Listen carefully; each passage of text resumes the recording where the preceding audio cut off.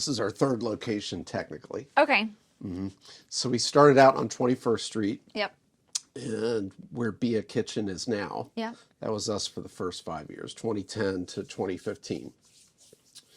And I wanted to have a shop that was kind of like a one-stop shop because the music stores that I grew up around were either like all lessons but no retail, or all retail but no lessons. Yeah, yeah. And I was like, we should have Why? both, right? Yeah. And a couple other things like repair.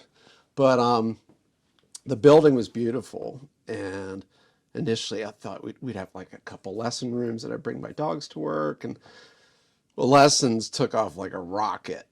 And like Percival, especially being like a small town, family oriented, we had 2 lesson rooms to start. And in less than 2 years, we had outgrown the space. Like we kept adding lesson rooms. Yeah. And we had like, I think 7 total. And so it was like 2012, a space around the corner on Main Street became available, like an upstairs unit. And I think that added 5 lesson rooms. Nice. So all the way up to 2015, somehow we made it work with 2 locations, a block apart. But oh my God, the lessons just took off. I'm trying to imagine, how do you have lessons, music lessons, right next door? Does it interrupt like little kid over here banging on the drums? Does it mess with the one playing guitar over Oh, I here? see. I'm glad you asked that question. So a lot of how Shamrock is a result of my experiences growing up in the Maryland, DC, Virginia area music stores.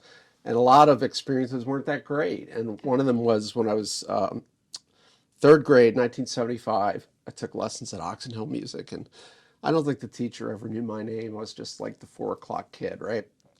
But the walls were almost paper thin. So the tuba player next door to our drum lessons might as well have just said, come on in, because there was no sound abatement in their construction. I had no idea at 8 years old what that even was. But at Shamrock, we built out with a lot of care pretty much sound abated rooms. So if you're playing drums in this room, the room next door, they're not bothered by it.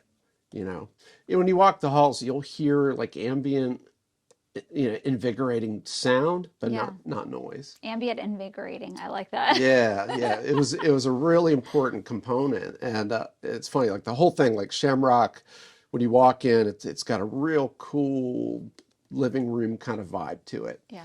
And that's on purpose too. And we've had retail experts come and tell us like, oh, when you walk in, you've got these chairs and this couch and this table, and that should be like high dollar retail items for sale. I thought, no, they really don't understand Shamrock, because that's where the parents who are paying for the lessons hang out. And we want that to be a comfortable experience for them too. Yeah. And to your question, like the way I can describe music stores in general for somebody like me who's attracted to like shiny things that move, that personality type. Yeah. You'd see a carnival off the highway at night, right? You see all the spinning lights and everything. You're like, wow, I want to go see that. I want to go do that. And the closer you get, the more you start going, I don't know if I like this. Like the Ferris wheel is being like shimmed by 2x4s. I don't think I want to get on that. And for me, growing up, that's what music stores were like. You walk in, it's just sensory overload, But you'd walk in there and it was like Times Square inside, just beeping, and somebody's over there playing Eddie Van Halen real loud, and somebody else is smashing a cymbal to test it out like 50 times in a row. And before you know it, I'm just like, get me out of here. Too much sensory overload. So with Shamrock, when you walk in, we have all those instruments, and we have rooms that you can go test out that perfect guitar, but it's not bothering the people in the waiting area. Yeah. So that's all by design. And Nice. Because the parents, most of the time, they're the ones driving and paying and driving. So we want them to enjoy it. But yeah, with the construction, we're fortunate. Our landlord is a builder, and he really took the time and care with us to make sure that the rooms function well and are sound abated. So the experience, the people in the drum room, sounds like they're at a rock concert, but next door sounds like they're at a guitar concert. Yeah. Without The intermingling noise. Yeah. Yeah. Yeah. It's got a really cool vibe and a really cool buzz when you walk in there. That's what we're after. That's what we always try to deliver. So you told me a little bit about how you wanted it to be different because of when you were growing up and you were the 4 o'clock 4 o'clock kid, kid. right? Why did you decide to even open a music store? That's a great question. It was my wife's idea. I'll tell you what I mean. So my wife is an educator. She's a fourth grade teacher, Rosalie Carter. We lived in Maryland before Virginia, and we lived in what was called the Agricultural Reserve, and it was supposed to be just farmland. And we had the 12-foot tree house they used to deliver pizza to. It was so big. So when our kids were little, it was the perfect place for them to grow up in the country. But all of the sprawl was nipping at our heels, and finally, boom! They overdeveloped Clarksburg, Maryland, and it was time for us to go. And I'd heard about Percival, and my wife went with the kids, and my mother-in-law to check it out. And I used to work at Xerox many, many, many years ago, and my boss lived in Percival, but I didn't know anything about it other than there was a company party that we had at a gazebo with a fireplace, which turned out to be Fireman's Field. And so really they came to visit while I was working. My job at the time for 10 years, I was an offshoot of the Container Store in Rockville, Maryland. So, people would come in, I'd get their house organized, but I did what they weren't doing, which is go to your house and design and build everything for you. So for 10 years, I had a company called Time and Space, and I was really good at it. I could organize your whole life in 10 minutes. Sounds like a wonderful idea. It was great, but it was a lot of tools and a lot Yeah. of heavy lifting, and I was kind of beat up for it. So anyway, so my wife came to Percival almost to like check it off the list, but she says, Scott, you got to come check this out. Like what we hadn't seen when I was working for Xerox was 21st Street, which is the town's original main street. Okay. Yeah. So here you had Magnolia's at the Mill, tons of people, destination location, and Nichols Hardware, 100-year-old plus store, hardware store. And then there are all these empty storefronts or like little antique shops that weren't open even though their hours said they were open. So one day, my wife and I were standing in front of this empty storefront and looking at it like, wow, there's some magic to this.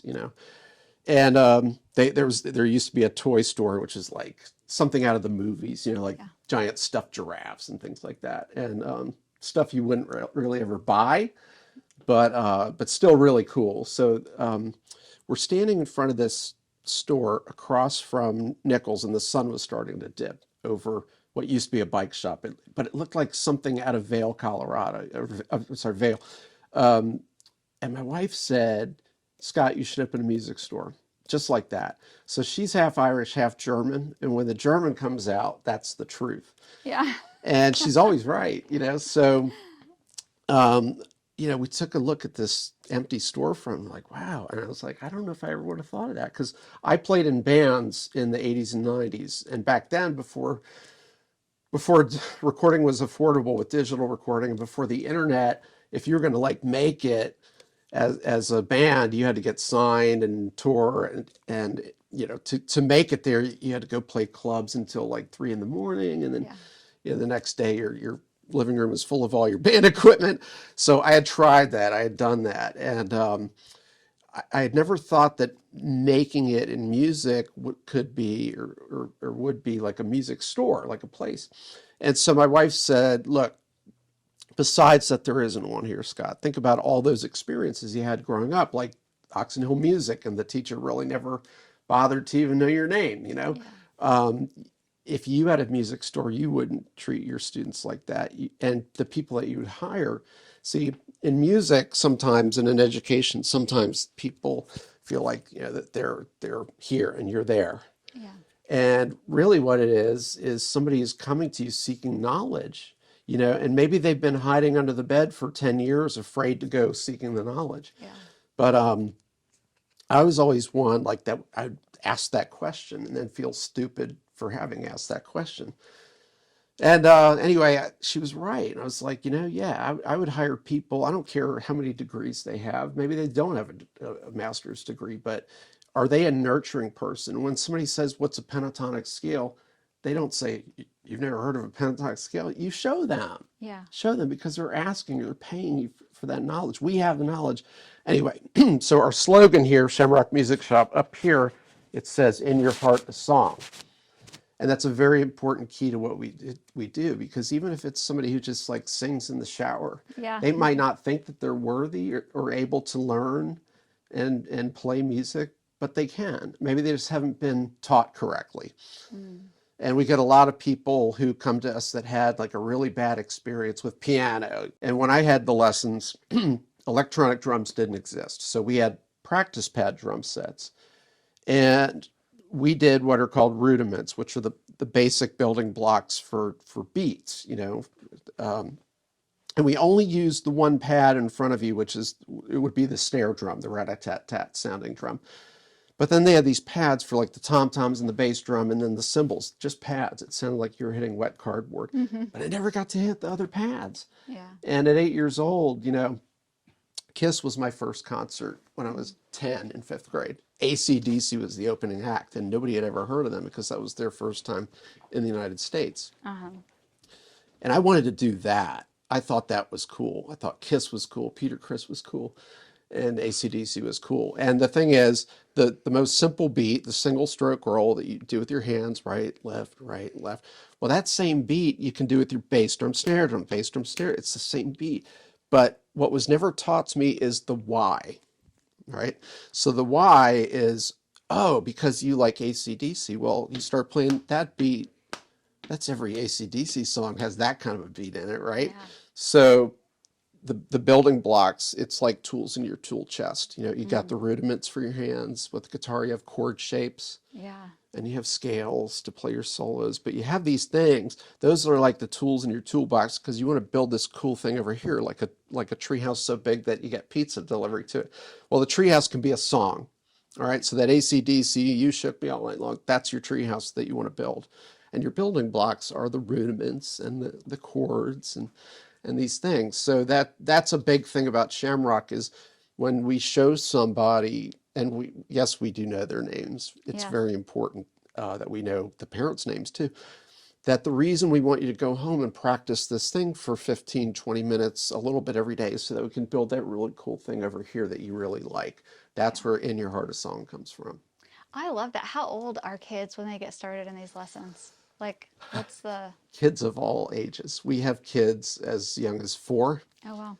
and as young as in their 80s, if you know what I mean. Yeah. Yeah, beginners of all ages. I love that. Yeah, and there are some teachers or some places that have like a certain age, and that's the cutoff, and they won't teach anybody younger than that. Well, I think they deserve a chance to see. So what we do, it would be very easy to just say, "Here, fill out this application, and then we'll plug you into this." We don't do that. We give everybody a lessons tour. Even if you have biological twins, they're still different people. And when we do a lessons tour, we show everybody, the family, the prospective student, around Shamrock during a busy time. Like the prime time for us is like 3 to 8 o'clock, you know. So we want them to see it and visualize themselves being here, having a really cool experience, so that when we get back to the Shamrock table, which is out in the waiting area, we make a deal with them, which is, okay, we're going to give you a great experience. You're going to learn a lot. Your parents are going to enjoy this experience too. But we're not at your house to make sure that you're defining the practice time and the practice space. Two very important things. And we help them figure that out at the table. So that way we know that the practice time is going to be every day after they finish dinner, you know, like 6:30 to 6:45. And the practice space, it's going to be in the bedroom or the rec room, but we help them define that so it's not a mystery when they get home. And it's a non-negotiable thing too, so that the parents don't have to negotiate every day. It's time to practice. Right, because that's what happened with me, you know, in third grade. Yeah. My sister was the organized one, and I was more the creative one. I didn't have those natural skills born into me, so I had to learn it. But when you're just playing a practice pad over and over for a whole week, yeah, it was hard to stay motivated. So I think I tended to look at the next lesson as Mount Everest, you know, and Yeah. nobody can go from the bottom of Mount Everest to the top in one climb. You have to go up a little bit to base camp and then to camp one and back down to base. You know what I mean? Yeah. So we try to teach them the things that weren't taught to me, which is you can't eat an elephant all at the same time. You have to eat. Such a gross metaphor. I know. But so Don't put that in true. their cut. But you have to take baby steps. Yeah. You know. So, and that's what we try to show them. So that at the end of the tour, Yeah. we just had a 4-year-old this past week, That's great. and we made the deal before any papers were signed. Is okay. But what we're going to do right now is make sure that we're all in this. And you're going to shake hands with mom and dad, and you're agreeing that you're going to practice a little bit every day without being reminded. And when they do that, it's the first time they've ever made a big boy or big girl agreement. And it's really cool because we don't have to treat them like children. We can treat them like young adults. And I think the parents are impressed that, wow, he just referred to my son by his first name. And wow, he just shook hands with my son. Made a formal agreement here. It's an up for agreement, which is in college, at the University of Maryland, I studied English, music, and psychology. And psychology really fascinated me because I think that's the key to people, Yeah. you know. And so we do that agreement with everybody that comes through Shamrock. And that way, so much is already understood. And then from there, we use what's called a roadmap approach. And I could provide the graphic for that later, but it's not a sprint. It's not a starting line and finish line. It's more like a journey. And it's an illustrated map. And along that journey, you have different milestones happen, small and big, you know, like your first roadmap goal with stickers. That's how we reward them is, you know, your first song. You know, maybe in the first month you learn the chords to play your first song, so that gets rewarded. And then maybe down the road is one of our showcases, which happen twice a year. Those are a blast. It's an opportunity for people to get up there and show off what they learned, even if it's not perfect yet. Yeah. You know, so we use stickers and kind of footsteps towards these goals. So it's always very visual and tangible and I'm getting so understandable. excited just listening to this process. I have 3 kids that I need to sign up for. Oh my gosh, yeah. Bring them in. Let's do a tour. Seriously, that's Seriously. so amazing because you are approaching this in a holistic way of getting the kids on board, Yeah. making it a good experience for the parents, making sure that the kids are fully on board at home as well, not just, Right. you know, showing up for the Absolutely. lesson. And you know, there's an expression, it's okay for it to fail at the table or fail on paper Yeah. than in practice, fail in reality. It's not really failure. One of the questions I ask when I'm not sure, I'll give you an example of when it wasn't right, was parents brought in their child, probably about 5, okay? Yeah.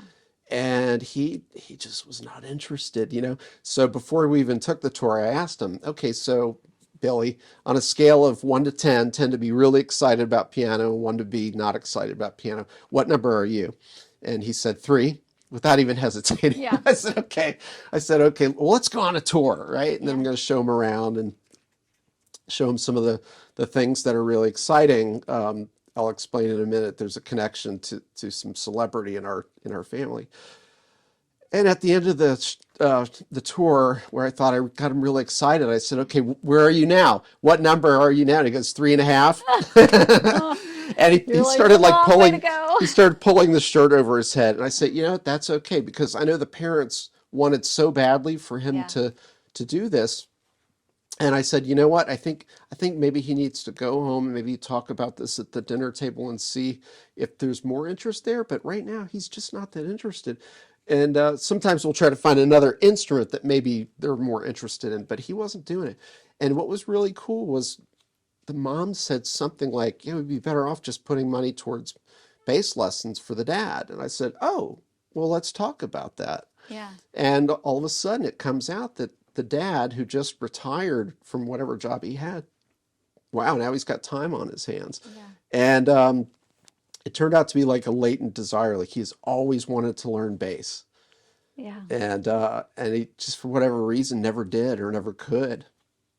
I said, well, let's focus on you. Yeah. Let's get you learning bass right away. And then for Billy, okay, Yeah. you can watch Dad enjoying his experience, and maybe And he had a little when you're motivator. 4, Yeah. or 5 or whatever, you can come back and talk about that. But Yeah. that was a really cool experience that was only uncovered from, I call it peeling back the onion to Mm-hmm. find the truth or find the heart of what's going on here. And Yeah. so that adult comes in every week, and I love seeing him come in because it's like, wow, this was something that you never got to do, Yeah. and now we're in a position to help you. That's really cool. I love that. Yeah, that's a great story Thank too. you. Yeah. I mean, I'm interested to know in 2 or 3 years if little Billy ends up saying Right. like, I want to do that now. Yeah.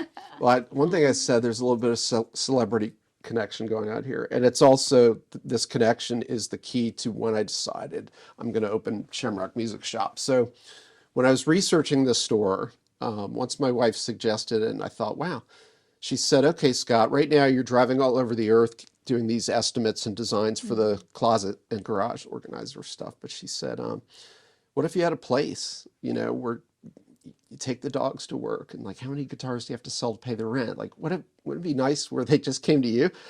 And that's exactly what happened. We ended up moving into the middle of town, and I was able to walk to work. But I was still like 70% confident that I know what kind of people I'd hire. I'd hire people that care and share and all that. But I was still nervous about the things that I didn't know as well, like, let's say, oboes.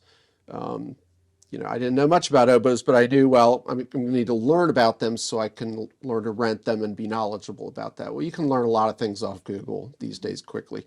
And on top of it, I would go to the band directors and say, hey, I want to open a music store. What would you like to see? What wouldn't you like to see? Help me help you, that kind of thing, right? Yeah. And anyway, so we moved to Percival in 2009, and that year it was snowing a lot. And I was researching the store by going to actually, there was a small business development center in Loudon. Yeah. And I took an entrepreneur's course where you would write a business plan, and then somebody else who was going into a different type of business would critique it, and then you'd, finesse it, which I did. But I really wanted to know, like, who Percival was. So, Yeah. like, if I saw kids with long hair, I'd say, hey, what do you think about a music store, right? Yeah. Or I'd go talk to those band directors. Well, anyway, so I remember it was really snowy that year, and I was still researching the store. Now, my brother, his name is Jeff Kinney, and he's my younger brother, and he's the author and illustrator of the Diary of a Wimpy Kid series, which Oh, is so cool. worldwide Yeah. huge. Yeah. It's I think I sold. read that on your social media, Yeah. actually, now that I think about it. Yeah. So Jeff was always like the quiet one and the doodler and the cartoonist, and I was always in bands, trying to like make it in bands and stuff like that. But um, Jeff Jeff became the star. Like his books are translated into like 54 different languages, and they're on their third Macy's Day Parade balloon. He's made it to pop culture. But anyway, so as he was becoming more and more popular, Hollywood came knocking, wanting to make movies out of his book. And they didn't really realize what they were dealing with Jeff. Like, Jeff really wanted to protect his Yeah. creation and not have it ruined. Like, that can happen, if a director kind of takes it in the wrong direction. So Jeff planted his heels and said, okay, Hollywood, if you want to make a movie, I have to have final say over script, character treatment, and animated sequences. And they gave it to him. And most of the time they don't do that. They want to write a check and get the author out of the way. But Jeff said, I don't need to make movies unless it's done with those conditions. Yeah. So they actually made him executive producer, which is really That's cool. super And cool. so Jeff called me up one day. And at that point, while I was trying to figure out what we were doing next, 5 of us in our family, including my mom, we were Jeff's PR operation, because when his book became popular overnight, it was 45 weeks #1 on New York Times bestseller list. He would get 1,000 letters a day, Oh my in goodness. boxes. Yeah. And Jeff didn't want to trust like interns to something as sensitive as that, because he knew that for every 500 letters that were saying, what color is your next book cover going to be? Yeah. One of those letters would be some kid who's terminally ill. Yeah. And Jeff would actually want to know who that was and go meet them and spend time with them. That's how he is. Yeah. And so Jeff contacted me and he said, all right, Scott, they're going to make a movie. They've agreed to my conditions and I don't have control over the music in it. However, Jeff said, hey, when you and Patrick was my youngest brother. When you were in those bands, I thought you had really great songs that you wrote, and I'd like you to write some songs that I can pitch to the director and the producers to see if I can get you in. And he said, I can't make them do it, but I can get you heard. And I was like, wow, that's all I need, So he said, okay, so the Roderick character, apparently I inspired the Roderick character a little bit, but, and I can live with that. But, so Roderick was in this band called Loaded Diaper. Oh, funny. And he said in the opening scene, in the opening 20 minutes of the first movie, his loaded diaper van is going to come whipping around the corner and crash into the trash cans. And like, what is Loaded Diaper listening to inside that van? That's what I want you to write. So I'm like, all right, cool. So I started writing songs, and this was just in my basement guest room, in the middle of Percival. And the first song I wrote sounded like if Nirvana and the Police formed a band. Yeah. And they were playing like something from the Peanuts, Yeah. like really catchy, but really rocking, right?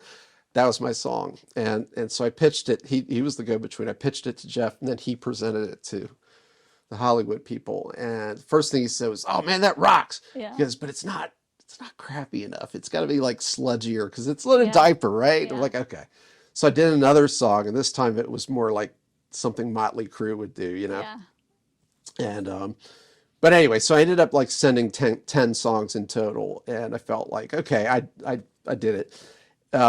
But Jeff said, hey, on that first song, what if you added a guitar line that was kind of sludgier? And I did.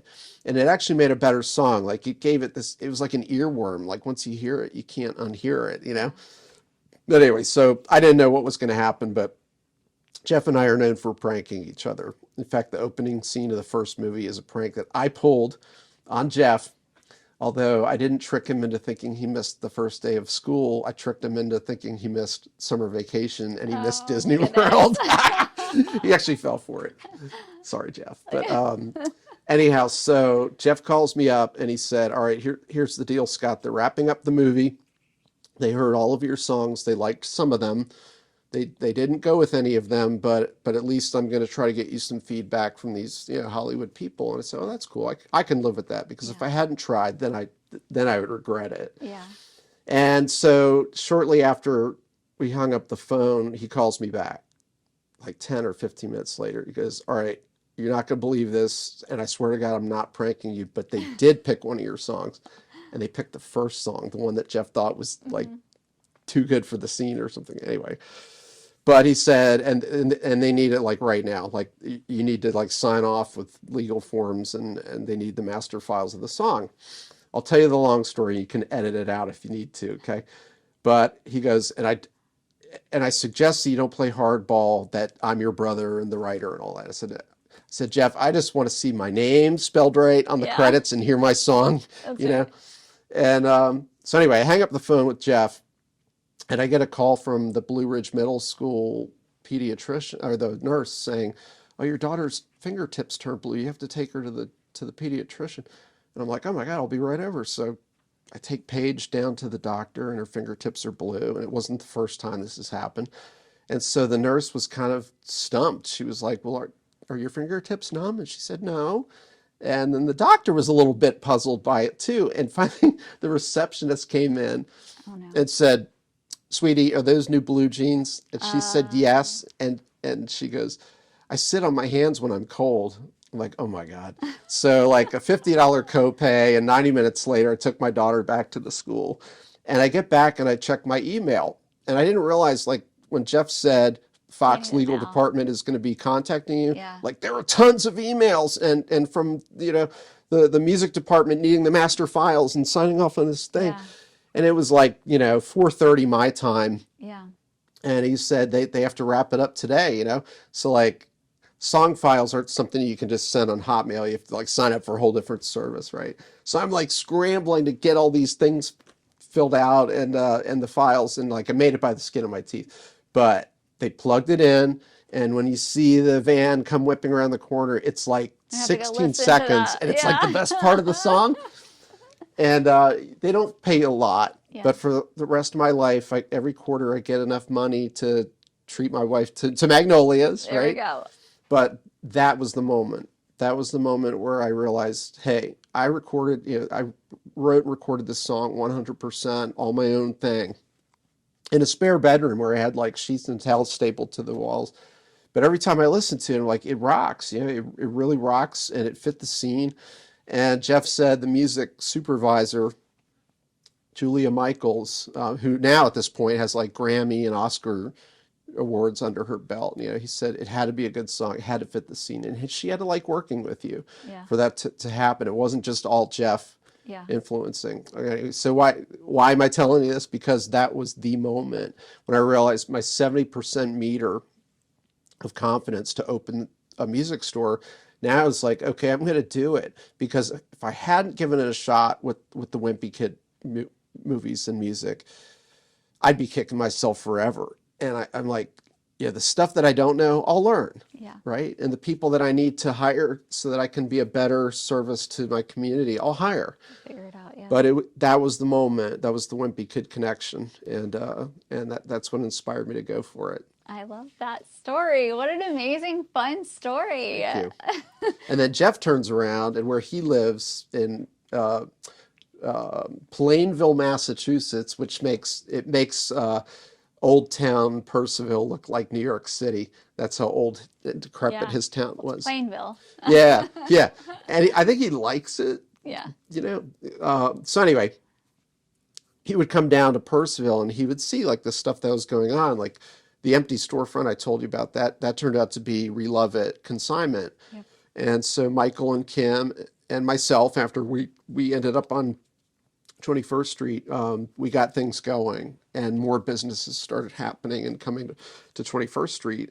So Michael, Kim, and me, we were the co-founders of the Halloween Block Party, which is still, I think, in like 13 or 14 years in existence. It's pretty cool. It is.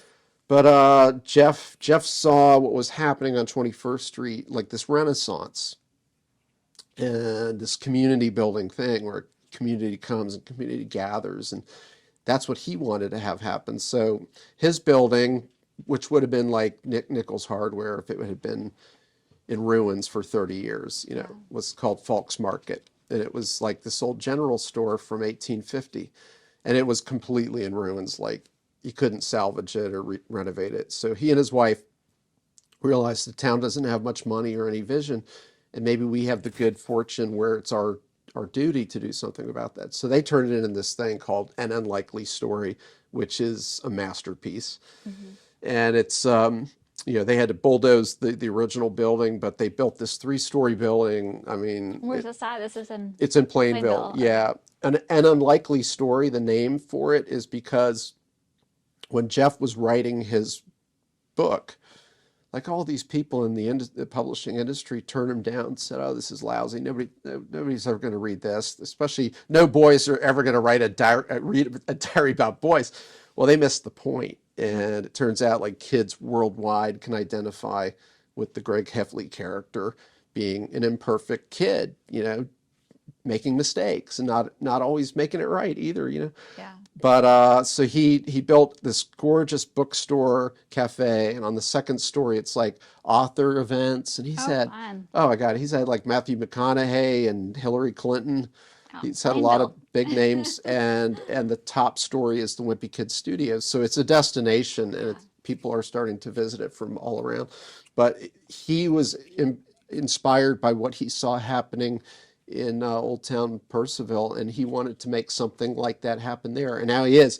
And now there's other cool, businesses starting up around and Unlikely Stories. So yeah, the Wimpy Kid Shamrock connection is pretty tight. Looks like your family has a good dynamic where you guys are always inspiring each other, whether it's with stories, with pranks, with books, with storefronts. Yeah, that's great. Yeah, we're an interesting bunch of wingnuts. Yeah. No, that's great. Okay, so today, Shamrock, you guys sell instruments as well. Yes. So you got the lessons. Right. How are you currently marketing? Mostly marketing through social media. Okay. We use Facebook extensively. It will create posts that will also populate on Instagram, Okay. other platforms. But yeah, print advertising is harder to do. It's expensive, but social media is easier and cheaper, and it tends to get people that Yeah, share your message. that's great. So yeah, a lot of it at this point is word of mouth, where it's really cool that people that will show up for lessons tour are like, oh, I know you, or they Yeah, turns out like the community is there. know each So other. yeah, I think the word is out now that we're 13 and a half years old, that we're doing good stuff. Congratulations. Thank you. Now, in terms of just to kind of wrap it up, are there any other stories or messages or specials or anything that you kind of want to share with the world? Yeah, actually, I remember in your notes to me about what we would talk about, you mentioned success stories. Yeah. We've had a number of those, some that would make you cry, but I'll tell you one of them. And one of them was in our very first year in business, we had a gentleman come to us for banjo lessons. He really didn't want to learn the banjo per se, but his wife had passed away years before, and he had a new girlfriend, and she really liked the song Tequila. Hmm. You know, da-da-da-da-da-da-da. Yeah. So his mission was he wanted to learn, he didn't want to learn the banjo, how to play lots of stuff, just how to play That one song. Tequila on the banjo, and that was it. It was funny because he took a lesson earlier in the day, and if the teacher wavered from Tequila or started playing something else, you hear him go, nope, Tequila, because he wanted to serenade his new girlfriend. Yeah. And so anyway, he stayed with us for several months, learned how to play it, and then that was it. You know, like we always want our students to stay longer, but Yeah. he had a mission, and once he achieved his goal, he was ready to serenade her. So I hadn't seen him in a while. And one day I was walking down 21st Street, and I hung a left to go onto Main Street, and there he is, walking right towards me, holding hands with, I guess, his girlfriend. And so I looked at him, and he looked at me, and I said, Tequila? He goes, Tequila. And I'm like, oh man, that is so great. But that was a fun thing early on that made me realize, you know, like everybody is different. And Yeah. some people come to lessons and it's a life changer for them. It becomes part of their quality of life. You know, they've been with us for years and years. Their whole family's been with us for years and years. But every now and then you get one like that where they have one goal, and in this case he achieved it, and there he is walking down the street with his girlfriend. That's funny. And I'm glad you said Tequila, not, is this the girl that you, just in case it wasn't? Well, that would have been a blunder. Be like, no worries, come see me and we can teach you the next one. Now that one, I think it all worked out the way it had been Perfect. planned. But yeah, stuff like Perfect. that, you know. Yeah, no, that's great. And one last question too is, so when people come in for lessons, if they don't have the instrument, do they normally buy it, or do they, because they've got to practice at home? Yes. Or how does that work? So part of what we offer is that one-stop shop, as I mentioned, is yes, we do sell instruments, we rent instruments, we do the lessons, of course. We also do minor repairs, and then we have outsourced companies that do more extensive repairs on instruments. But Okay. yeah, if you come to Shamrock, we have something for everybody, whether they buy it or rent it. So that's part of what we do is when somebody comes to Shamrock for lessons, we want to try them out on some instruments that we've had a lot of success with, so that they don't have to go anywhere else. And they certainly, we don't want them to go on the internet and buy things there. Bricks and mortar is very important to communities, and we want to make sure that people are being served all Yeah. the things that they need as much as we can, you know, to And what a great holiday gift idea. Yeah. There's somebody in your life that wants to like learn an instrument or Yeah, we do get a an lot of gift instrument. cards for people that might sign up for 1 month of lessons or 6 months of lessons, you know, but yeah, we have that too. That's great. Anything else you'd like to share? You sound like you have so many great stories that you could probably share. Yeah, I could go on for hours. No, that's There's great. one more story I'll share. Okay. And this was also early on, but my daughter, she's in her 20s now. She lives in California now, but when my daughter was young and when we first started, she was in elementary school still. And she had taken lots and lots of dance lessons growing up. And of all the dance styles that she took lessons for, the one style she never had was like the Celtic style of Yeah. dancing. And I always really wanted her to do that, or try it at least. Anyway, we had somebody coming to us with a daughter who had taken violin somewhere else with some other instructor. And for various reasons, that didn't go well, or it became more of a task than a joy. Yeah. Okay.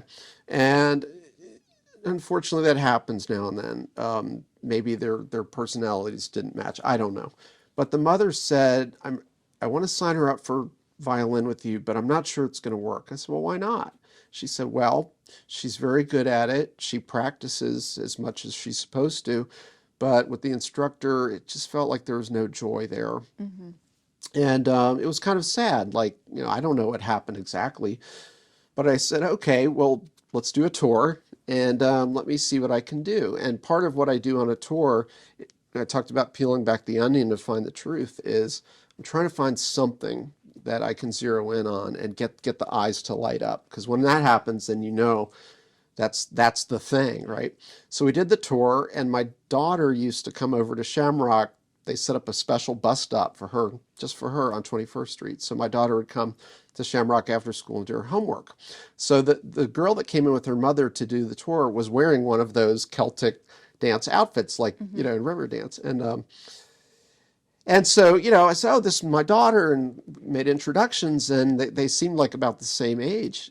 And for a second, I thought, hey, would you mind showing my daughter a quick dance step? So she does. And my daughter's eyes lit up, and, it was like, cool. I finally got her excited about it, because I think Yeah. she was like hesitant to try something new that she didn't know. Yeah. She was kind of like that. But that's when the light bulb went on in my head. And we had one of our violin instructors, or fiddle, however you want to call it. Fiddle is when you're doing more like bluegrass and Americana style, but it's still the same instrument, right? So I said, oh, I have an idea. So you are classically trained, playing classical things on the violin. What about Irish music, like you're dancing to? Do you like that kind of music, like reels and jigs? And she said, yeah, I love it. I said, well, why don't we try that? And my teacher, who was warming up for his student, had a little time to kill. And I asked him, I said, would you mind showing this young lady something, either Celtic or bluegrass reel, something like that, and let's just see where it goes. Yeah. And so we gave her a violin to use for that trial lesson, so to speak. And we could see, I have double glass doors. We could see like the whole body language and the eyes, everything just lit up, like, wow, we cracked the code. Yeah. And that was it. And so she was with us for many years. And it was just a matter of twisting something or tweaking something. And it was, okay, she has a passion for this type of music. Let's run in that direction, because there's no wrong music. Yeah. It's just she's done this and she did well at it. But we want something where she has joy. And this was it. And that cracked the code. So that made me very proud. And it was another building block for Shamrock in taking the time to scratch a little harder to find what is the real motivation, the spark. Yeah. And once you find that, then there's no stopping you. I love these stories that you have, and I love that you apply it to your whole practice and business overall as Thank you. well. Thank That's you. been great. Yeah. Thank you so much Thank for you for being on the inviting me. show. I'm so excited to. I'm gonna go take a tour with my 3 kids. You should. Let's sign up right now. Let's do it. Okay, awesome. Thank you. Thank you.